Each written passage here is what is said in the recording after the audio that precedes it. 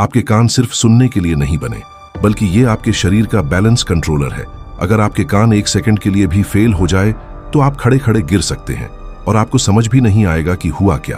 देखो, हम सोचते हैं कान का काम सिर्फ आवाज सुनना है, लेकिन सच ये है कि कान के अंदर आपके शरीर का बैलेंस कंट्रोल सिस्टम होता है, जिसे कहते हैं वेस्टिब्यूलर सिस्टम।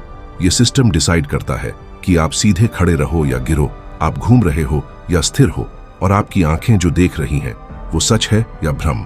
कान के अंदर 3 कर्व्ड टनल्स होते हैं, जिन्हें कहते हैं सेमी सर्कुलर कैनाल्स। इनके अंदर भरा होता है एक खास लिक्विड। जैसे ही आप सिर हिलाते हो, ये लिक्विड भी हिलता है और ब्रेन को सिग्नल भेजता है कि आप किस डायरेक्शन में हो। अब यहाँ माइंड ब्लोइंग पार्ट सुनो। अगर ये लिक्विड गलत सिग्नल भेज दे तो ब्रेन सोचता है कि बॉडी पॉइजन्ड हो गई है, और तभी शुरू होती है चक्कर, उल्टी और नौजिया। इसीलिए हमें मोशन सिकनेस होती है। आपकी आंखें कहती हैं सब ठीक है, लेकिन कान कहता है नहीं, कुछ गलत है, और इस कंफ्यूजन से ब्रेन पैनिक मोड में चला जाता है। अब आते हैं सुनने पर। कान के अंदर माइक्रोस्कोपिक हेयर सेल्स होते हैं। यही सेल्स साउंड को इलेक्ट्रिकल सिग्नल्स में बदलते हैं, लेकिन प्रॉब्लम यह है कि ये हेयर सेल्स मरने के बाद वापस नहीं आते। जोर की आवाज, हेडफोन्स और लाउड म्यूजिक धीरे धीरे इन सेल्स को खत्म कर देते हैं, और आपको पता भी नहीं चलता जब तक डैमेज परमानेंट ना हो जाए।